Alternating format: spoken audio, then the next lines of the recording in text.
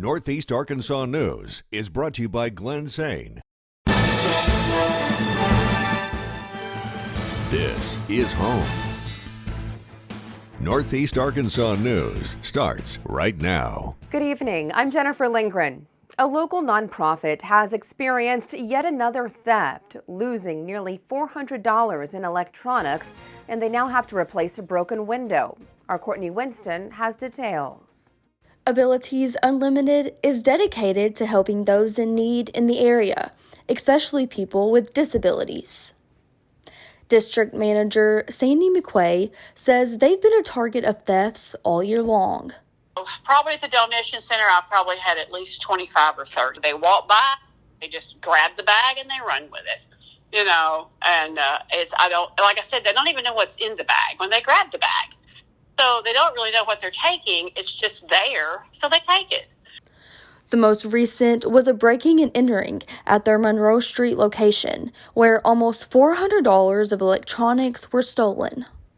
Well, this time he took probably like a 32-inch flat screen television, a DVD player, a stand-up karaoke machine, a couple of game systems, and then a lot of games. McQuay said instead of stealing donations, she wishes those in need would simply ask for help.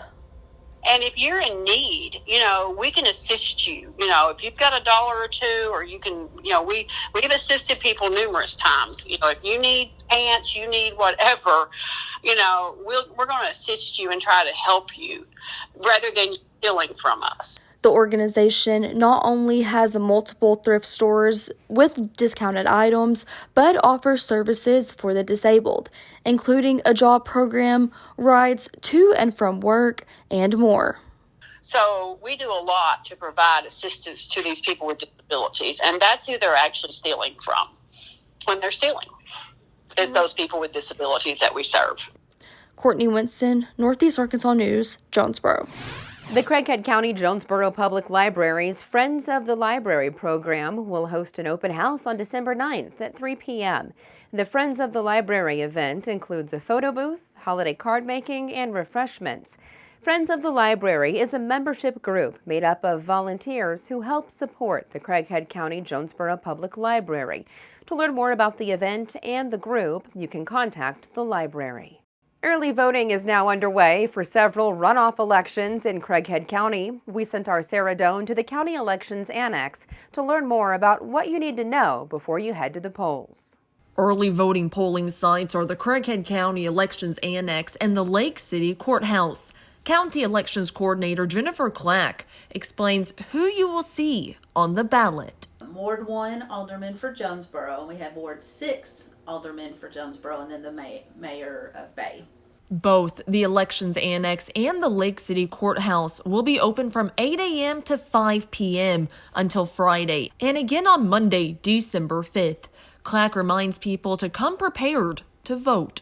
We still need an ID, so any photo ID that's federally or state issued, we can take that. Now staff are getting voters in and out within several minutes, but the voter turnout has been low. You'll be in and out of here in less than 5 minutes. But we had about 80 yesterday, and today we're a little slower even, so it'll be pretty slow here, and we'd love to have everybody come out and vote. Only registered voters that live in Bay or Jonesboro, Wards 1 or 6 are eligible to participate in the runoff elections. Want to know if you can vote in any of those? Go on to VoterView Arkansas, put in your information, and it'll let you know down at the bottom if you're in that kind of ward, if you're in one of those wards. Now early voting will end on Monday, December 5th, and Tuesday, December 6th will be Election Day. Sarah Doan, Northeast Arkansas News, Jonesboro. The man who kidnapped a Hot Springs teen in April has pleaded guilty to kidnapping and conspiracy to commit kidnapping. Samuel Balling entered the plea on both counts. Each are punishable with a minimum of 20 years in prison and a maximum of a life sentence. Police say Balling, along with Dayla Ferrer, abducted the 17-year-old with plans to allegedly extort money from the victim's family. The House voted today to approve a measure ending a rail workers' labor dispute ahead of a possible strike. They also plan to take up a proposal to impose paid sick leave for the workers, a step demanded by some lawmakers. The sick leave was a major sticking point in negotiations between workers and rail companies. The House voted 290 to 137 to force adoption of a labor agreement. The move is based on a 1926 law that gives Congress power to intervene in railroad disputes that threaten to disrupt the economy. It's estimated that a strike by rail workers could cost the U.S. economy $2 billion a day. The Mauna Loa volcano continues to spew lava, rocks, and volcanic gases on Hawaii's Big Island, and tourists are taking notice. William Lajeunesse has more from Los Angeles. A stunning show of spewing lava drawing spectators to Volcanoes National Park just to get a glimpse of Mauna Loa erupting, sending fountains of lava as high as 150 feet. We got to drive a little closer and see it up close and personal, and it's amazing. After lying dormant for 38 years, the world's largest active volcano is gushing lava and painting the sky red for the third straight day. It's an ideal eruption at this point because it's fascinating, it's beautiful, and no property, no people, no risk of life yet. But not everyone is in awe. Some residents in the shadow of the volcano fear a river of molten rock will reach their neighborhood. For me, first thing was everybody pack clothes. Let's start packing up some rations and getting everything secured, try to pull all necessities that we really need. Evacuation orders have yet to be issued as the lava creeps down Mauna Loa's steep slopes at less than a mile an hour. The biggest concern right now is if the flow reaches a key roadway which connects the east and west sides of the island and forested areas where trees can ignite. Officials saying there is no major cause for alarm at this time. Still, they're urging folks to remain vigilant. We're still early in the eruption when things are unstable. We'll just watch it very, very carefully. We're thinking very, very much about, advances and what would have to happen if it did approach. Scientists are also keeping an eye on potential health hazards, monitoring volcanic gases in the air, which can be problematic for some residents. In Los Angeles, William Lajeunesse, Fox News. The Consumer Confidence Index slumped this month to a 4-month low, reflecting higher gas prices and downbeat expectations for the next year. Americans are expressing less optimism about the economy than they did in the spring. The Conference Board's reading dropped 2 points to 100.2, the lowest level since July. The group's senior director of economic indicators says there's a decline in current conditions, suggesting the economy has lost momentum, while the decrease in expectations signals that the likelihood of a recession remains elevated. In tonight's This Is Home, our Bethania Beret Harrison talks with Adam Sarton, the head of Jonesboro's annual Christmas at the Park, and tells us more about what's in store for this year's celebration.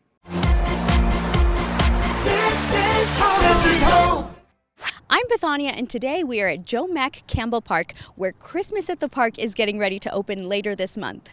For those of you that aren't familiar, Christmas at the Park is a half-mile drive-through of over 400,000 Christmas lights. You can venture out of your car and meet Santa, visit a concession stand, and take pictures with fun props and installations. Truly a winter wonderland. I'm here with the mastermind behind Christmas at the Park, Adam Sarton. Adam, how are the preparations going? We are on week 2. We've got one more week left before we open. Lots of displays up. Almost all of them are up. And now we're starting to run power. So we're really excited about that. And along with some new things coming up. So speaking of new things, what can we look forward to that's new this year? Well, can you tell me where you're standing?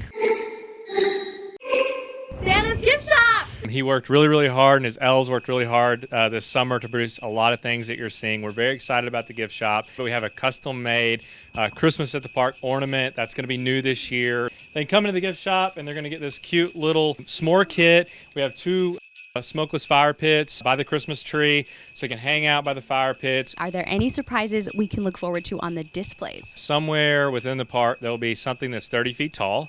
That's going to be a lot of fun to look forward to. We have some new fiberglass displays that are at the concession stand. We have a piece that's called a hot air balloon that people are going to really enjoy. We normally have about 5 to 6 engagements every single year. And so we're looking for a piece that people might find fun to take a picture with. We've got some activities too. We have a giant, like 10 by 10 checkerboard. So can you talk about any special events happening throughout the season? While we're open about 30-ish nights out of the season, we want to create an opportunity for you to come out here every night. Santa Shuffle Fun Run, so it's your only time to actually walk through the whole lights. We're going to have some people out doing community caroling. And then we're going to close the season out on New Year's Eve. We'll have a big fireworks show. So when is opening day? Opening day will be on Wednesday before Thanksgiving, November 23rd.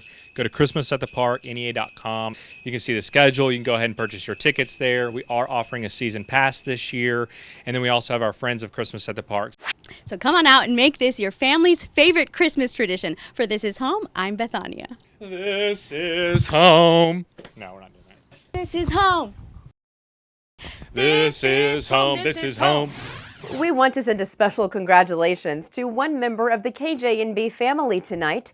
Congratulations to our very own Sarah Doan.